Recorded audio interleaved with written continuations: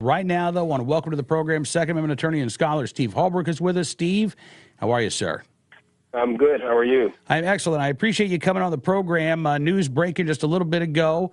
After almost a year of waiting since the oral arguments were held in the Peruta case, the en banc decision is out, 7-4 decision, saying that the Second Amendment confers no right to carry a concealed firearm, and the laws of California, San Diego County, Yolo County, the good cause requirement upheld in this case, Steve. That's right. This case has actually been going on for more years than I can count. But what's really strange about the decision is that the three-judge panel that this reverses held that you have to allow carrying either openly or concealed. Either one will do for Second Amendment purposes. Mm-hmm. So when the case started out, you could carry openly in California, openly and unloaded, and you could load quickly. And those were there were two district judge opinions upholding the law on that basis because you could carry with restrictions. But now, in the meantime, while this litigation was going on, California clamped down on open carry, banned it. And so the context of this case is you cannot carry in any manner. So what the majority does is to say, well, we're not going to consider whether it's constitutional to ban both open and concealed carry. We're just going to say there's no Second Amendment right to carry concealed, and we're going to ignore the obvious context of this whole issue. That since they ban open carry, they cannot ban concealed carry. So the strangest part of this case, though, it's like centuries-old history repeating itself. The longest part of the decision is an analysis of ancient decrees of English kings. The first one they talk about is a statute limited to gun ownership to the wealthy. And they're acting like these are precedents for our Second Amendment rights. You know, Steve, I caught that too, and my immediate reaction was, wait a minute, we fought a revolution over these issues. I thought this was settled in 1781.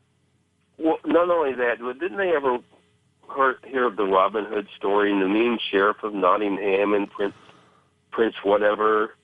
Prince John. These were bad people. Yes. And so these are the laws that they're referring to, and this was not the common law. They pervert actually the English Declaration of Rights of 1689, which referred to the right to have arms for preservation and defense, as allowed by law, but it meant as allowed by the common law, not by these kingly decrees.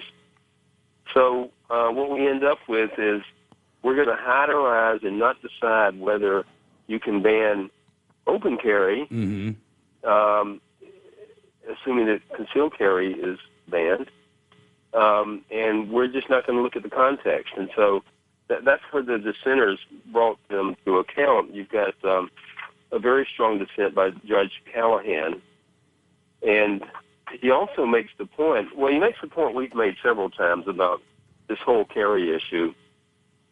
The Second Amendment refers to the right to bear arms. What do you think that means? The Supreme Court said they can ban guns in sensitive places. Doesn't that mean there are non-sensitive places? The Heller decision referred to the right to defend oneself in the home as being most acute. Doesn't that mean that there's maybe some places where it's maybe less acute, but you still have the right? I mean, there's a whole group of arguments and the text of the amendment that we've been talking about all along, and the majority opinion chooses to talk about decrees of kings instead of talking about the actual background, the Heller decision, the language of it, the text of the amendment, and whatnot. Well, the dissent by Judge Callahan that you mentioned calls the majority opinion an elaborately constructed straw argument. Mm-hmm. And you know, going back to the very first line in the majority decision, quote, the en banc court affirmed the district court's judgments and held that there's no Second Amendment right for members of the general public to carry concealed firearms in public. But as you say, Steve, the original district court judgment said, well, you don't have a right to carry concealed necessarily because you can openly carry.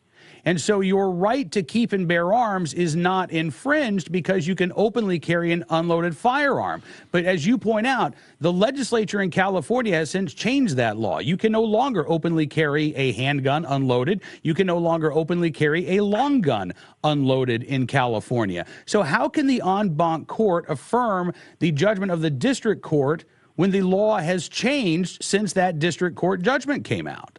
Right, and well, the answer would be a judgment is just a judgment, who wins and who loses, as opposed to reasons for it. But what the higher court now has done is obliterated the reasoning, as you point out, of the lower court. And in fact, I remember when we litigated this, I was an outside consulting counsel. I was not in the case per se, but we talked about the fact that you could carry openly and you could have a magazine that was fully loaded, and you could put it in your gun for self-defense purposes if there was an emergency. And yeah, that would be somewhat of a burden because your hands are going to be shaky if you're threatened and all that, but still you could do it, at least come close to doing it. But now what the court basically does is to tell these people, you're going to have to start up a new case and challenge California's ban on open carry. Now, there's one quote that keeps getting used in this case by both sides, and it's the fact that Keller said that 19th century courts upheld bans on concealed carry. And what the majority leaves out of that, though, is when the cases that say that are cited, they also said, but you can't ban open carry if you ban concealed carry, or you cannot make it where it would be impossible to carry to defend yourself. So what the majority does here is to just put their hands over their eyes and over their ears and, do the, like, I don't see what's going on here kind of scenario, and completely ignore what the fundamental issue is. Another point that Judge Callahan made forcefully is that when states regulate the carrying of arms, the modern way that they prefer through most of these laws is that you carry concealed. In the 19th century, it was otherwise for the states that had concealed weapon laws. A lot of them didn't have them. The northern states, by and large, do not. But today, you don't want to scare people when you go into a restaurant necessarily. I mean, there's a lot of context in which that fact and modern clothing, and there's a lot of cultural reasons why concealed carry is a preferable mode of carrying in today's society. You don't have people calling the police because there's a problem if they don't see what's being carried. And law-abiding people have adjusted to this, and that's basically what's going on now. And yet, as the dissent points out, what the majority does is to say that if that's the legislative choice, and if they ban open carry, then that's not protected by the Second Amendment. So I should also mention one of the other dissenting opinions by Judge Smith talked about the fact that there's been a sea change in California law, and that what the court might do or should do would be to remand the case back to the district court to see what the impact of all this is. In other words, there's no record that's developed from the court below of the fact that open carry has been banned, and therefore you're left with pretty much a concealed carry ban. So there's a lot of reasons why this court decided the case wrongly, but I think the fundamental reason goes back to the explicit language of the Second Amendment. There's a right to bear arms. It's the right of the people. It should not be infringed. And I don't remember a single place in the majority opinion where they ever mentioned that the text of the Second Amendment, that part of it, and to ask the question, what does it mean to bear arms? I'll tell you something. I was just reading back a little bit of history here. I realized I had picked Consuelo Callahan, Judge Callahan, to be Harriet Meyer's replacement nominee in 2005 on the Supreme Court. I was like sitting here going through my mind, why do I know this name? Why do I know this name? And I'm like, oh, yeah, that's why, because I thought she was going to get nominated 11 years ago to the Supreme Court, and unfortunately she wasn't. Listen, a brilliant dissent that she wrote in this case. Yes. Yeah, it is it's a great dissent. Unfortunately, it's not a majority opinion. Of course. But, she gets back in the dissent. Judge Callahan quotes the Heller case Steve, because this is interesting. The majority opinion says, well, Heller never talked about this, so it's still an open question. That's what the majority opinion says. But Judge Callahan points out that within the Heller case, the court, quote, further noted that a prohibition on carrying concealed handguns in conjunction with a prohibition on the open carry of handguns would destroy the right to bear and carry arms. And quoted for the Heller decision, few laws in the history of our nation have come close to the severe restriction of the district's handgun ban, and some of those few have been struck down. In Nunn versus State, the Georgia Supreme Court struck down a prohibition on carrying pistols openly, even though it upheld a prohibition on carrying concealed weapons. I'll skip down a little bit. This was so, talking about a case out of Tennessee, that Tennessee State Supreme Court held a statute that forbade open carrying a pistol publicly or privately without regard to time or place or circumstances, violated the state constitutional provision. That was so, the Heller decision says, even though the statute did not restrict the carrying of long guns. And then they quote State versus Reed out of Alabama, quote, a statute which under the pretense of regulating amounts to a destruction of the right or which requires arms to be so born as to render them wholly useless for the purpose of defense would be clearly unconstitutional. It sounds like the majority opinion in the Ninth Circuit engaged in a very selective reading of the Heller decision while ignoring completely some of the language from that decision. Right. That quote from State versus Reed really says it all. You're destroying the right if you don't allow any way. And if the majority had spent more time reading the Heller decision instead of these old decrees of kings, of oppressive kings from England, we might have had a different decision. Well, Let me mention the dissenting opinion by Judge Silverman. Mm-hmm. Judge Silverman pointed out that neither the county defendants nor California have provided any evidence whatever, let alone substantial evidence, showing that if they prevent law-abiding citizens from carrying concealed weapons, that somehow that would reduce so-called gun violence. In other words, there's no evidence in the record whatever that this policy has any effect on reducing crime. If you ban carrying of firearms by law-abiding people, what does that do? Because here you have, even under the so-called intermediate scrutiny instead of strict scrutiny standard, the panel decision went with strict scrutiny. But even under intermediate scrutiny, you've got to show that the law actually does something to help enhance the governmental interest. And there's nothing in the record to do that. And Steve, it has to show that it does that in a way that isn't subjective or overly burdensome on individual rights. The courts are supposed to weigh down against subjectivity and on the side of whatever maximizes the rights of the individual, aren't they? Right, and it's got to be more than the legislature might have thought something. There has to be a substantial relation, and it has to be a method that is doesn't have to be the least restrictive method, but it has to be narrowly tailored.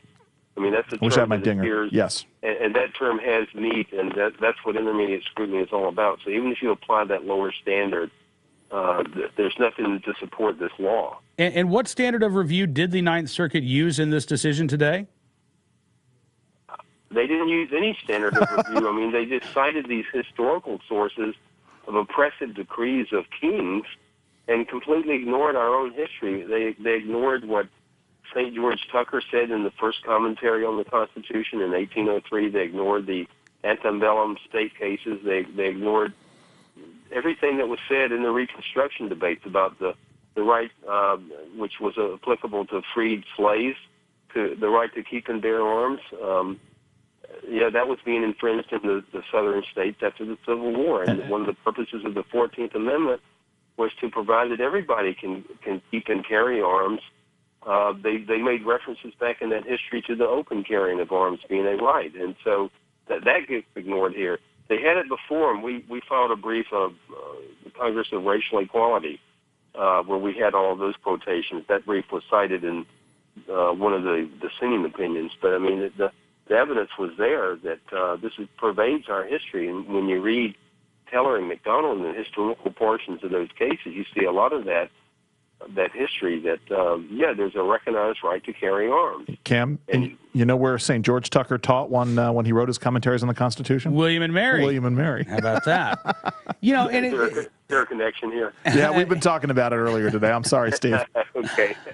And what's fascinating, Steve, is that the majority opinion even cites some of these cases that we've been discussing, like Nunn versus State of Georgia, the case that the Supreme Court cited in Heller, but they ignore the part where the laws regarding concealed carry or striking down or prohibiting or regulating concealed carry were upheld because people could openly carry, right? So this is one of their quotes from Nunn versus Georgia.